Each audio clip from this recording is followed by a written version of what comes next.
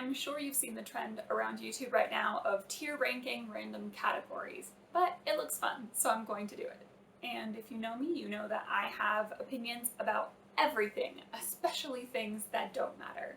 So today we're going to be going through fictional writing tropes. If you're new here, I'm Jennifer from Walk-Ins Through Life, and I am doing a challenge this year where every book I read and every move I make is adventurous.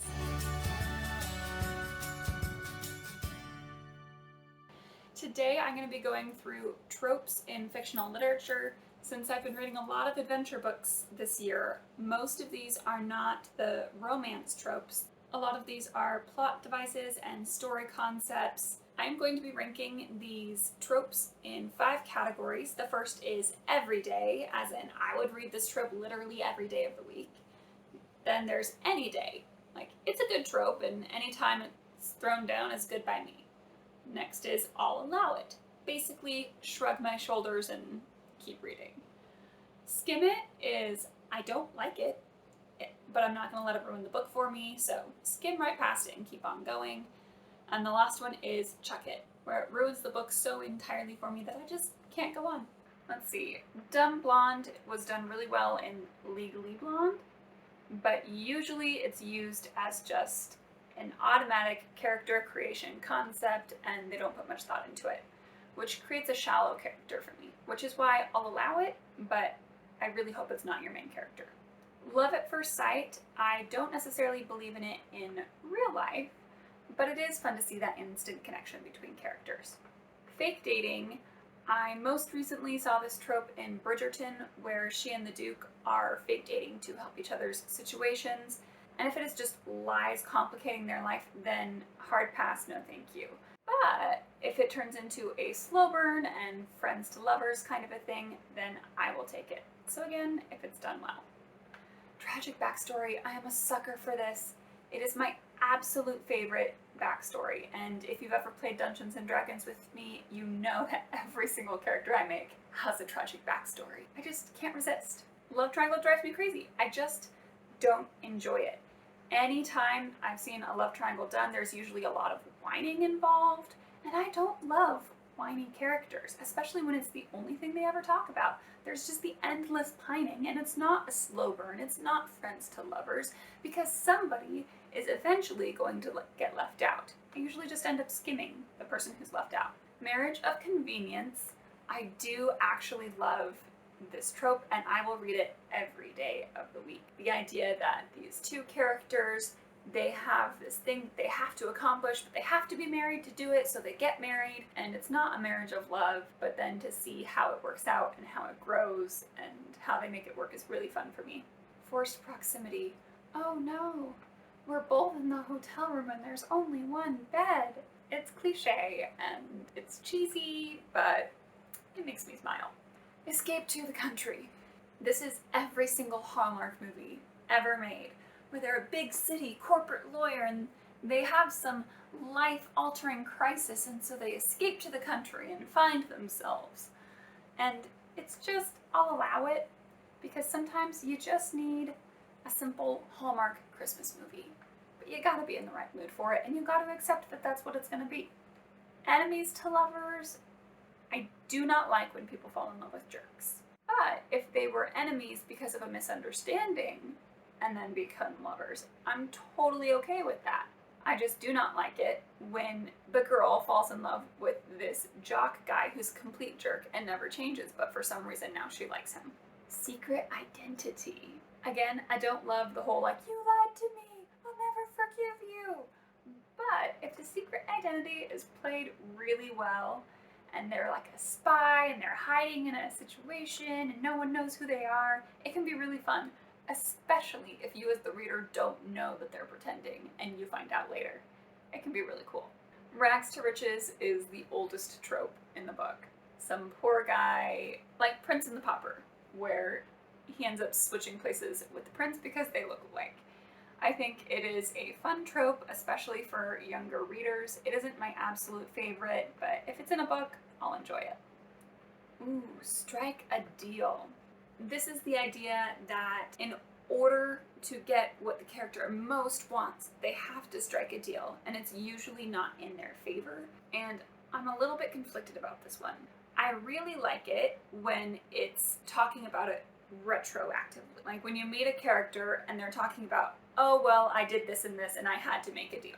That's fine, and I like that backstory. I don't necessarily like it when you're reading through the novel, you get connected to these characters, you have your own feelings about them, and then they have to make a deal. Because usually I don't agree with their choice, and it just makes me angry. So I like it as a backstory concept. I don't like it as a plot concept. So any day for me. Let's see, second chance. When this friend just keeps coming back and they keep making the same mistake over and over, and we'll just give them a second chance. I'll allow it because sometimes it leads to some fun things, but usually it's just, you know how it's going to end up. It's not going to work out, you're going to have to cut them out of your life, and I know exactly how it's going to end, and I don't like it. So I'll skim that one. Wrong Timing is a really fun one. Of course, there's the romance aspect where they fall in love, but it's not the right time because he has to go on a space exploration mission or whatever, and they can't be together, which makes sense. There's the whole time travel aspect of it, which is one of my favorite ways to use it, when you meet each other, but in the wrong order, and so you want to have this conversation, you want to have this friendship and relationship, but it's hard because you're never in the right time. I'm gonna put it in every day. I love Wrong Timing. Forbidden love, like Romeo and Juliet. And you know what? We all know that teenage hormones, they're going to go after them. And so I think it's less of love and more like, it's what I can't do, so it's what I must do. So, I mean, I'll allow it. Same as Escape to the Country. Sometimes it's fun and sometimes it's what you want to read, but it's not something I actively search out. Friends to Lovers is really fun, especially when it's a slow burn and you get to see it unwind over time, and then when it finally pays off is great. Teenagers in Dystopia.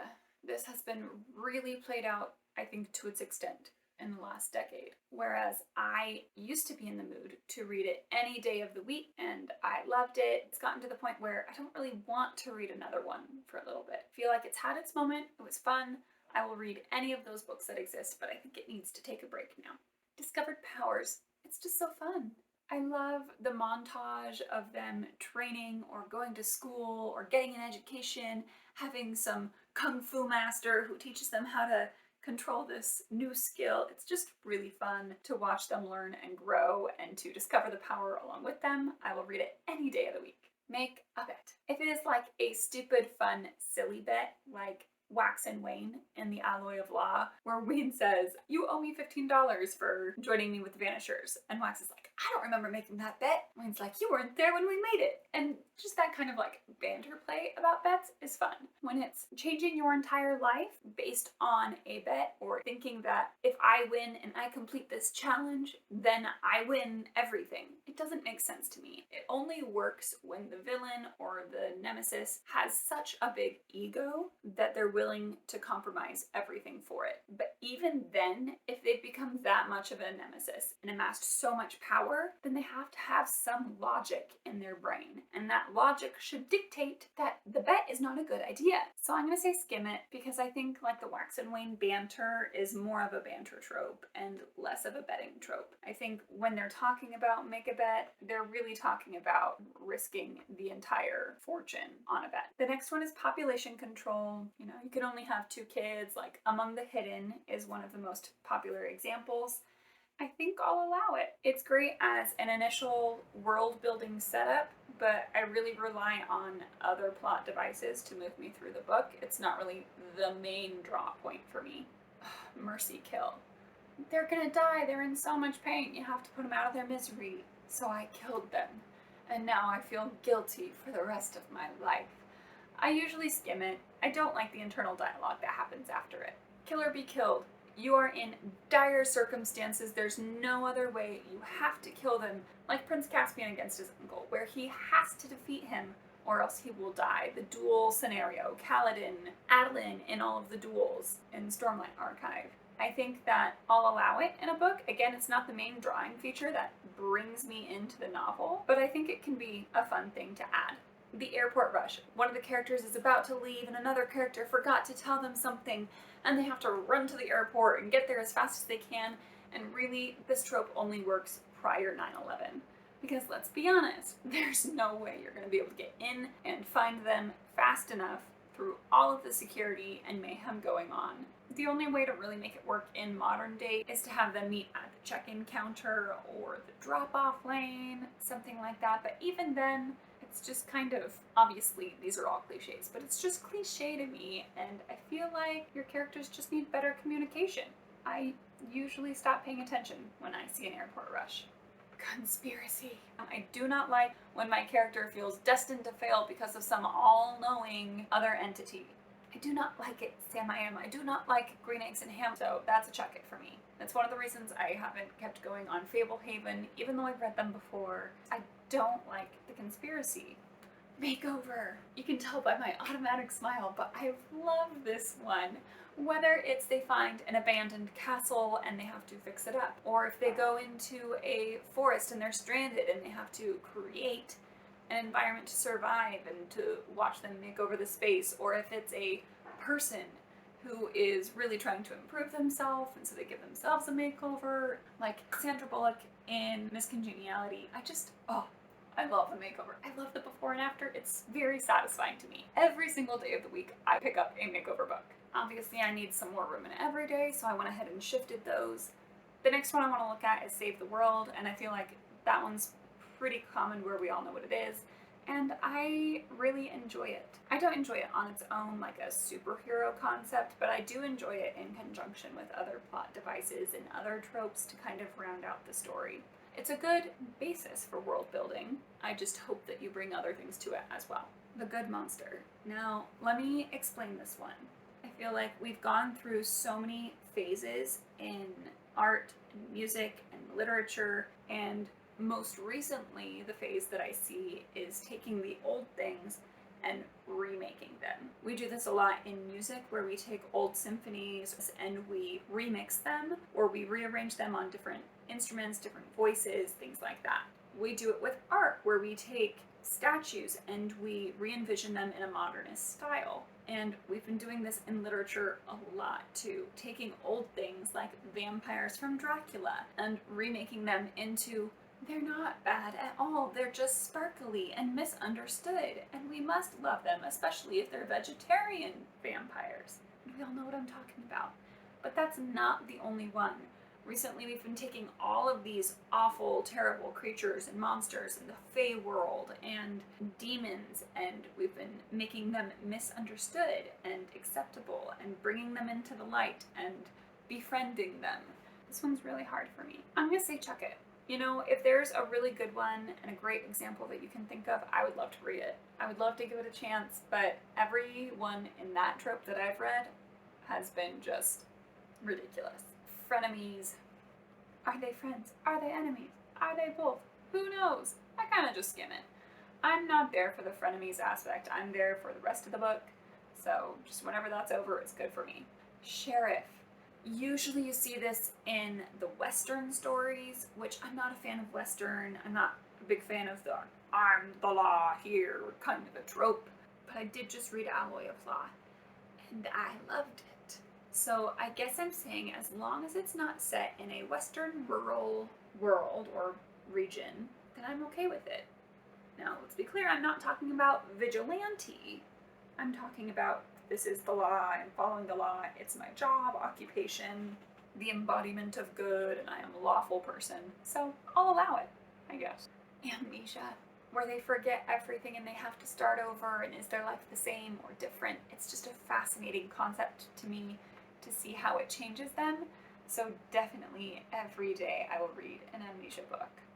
Betrayal, it has to be done well, and I think it has to be done either towards the beginning of the book, when you're not too invested in the character who betrays them, or it has to be done at the very end of the book, right at the climax, so that it's kind of lost amongst all the other things. If it's done in the middle, I feel like the character is so caught up in the betrayal that they miss everything else that's happening in the story. And as a reader, I don't want to skip what's happening in the world just because they feel hurt. So I'm going to say I'll allow it, because if it's done well, it'll be fine. Bad to good is the next trope, and I think if they are being healthy about it, Like, they're not just changing their whole being for another person. If they honestly have good character development and are coming to realizations and understanding their flaws, I think that it is very fun to read, and I'll read it any day. Anytime it's there, it's good for me. Unrequited Love. Same thing as the love triangle issue that I have, is the internal dialogue is important to me. And I want to hear how the character is walking through their emotions and their life and processing events around them. And if the only thing they're talking about in the internal dialogue is how they love someone and they're not being loved back, there's only so many ways you can write that. And there's only so many words and so many similes to use to describe it. It gets really repetitive and frustrating, and I end up skimming most of the book. The Average Joe. I'm glad we're ending on a good note, because I love it when a trash collector ends up becoming an important player in world events, or when a drunken pilot, veteran from Vietnam, ends up being a huge part of saving the world. Hashtag Independence Day. It's just very fun to see that play out and to see their character growth and how other people's perception of them changes. So that is a fun trope for me, and I will read that every day of the week. Anytime you put it in the book, I will pick it up, search it out. It is very fun to me. I hope you enjoyed going through these tropes with me. I really tried to include a lot of plot tropes rather than romance tropes, because I feel like those are the only ones we really talk about. And there are so many other fun cliches, awful cliches, cringy cliches that happen in fiction and literature that are just fun to talk about and bring up and form opinions on.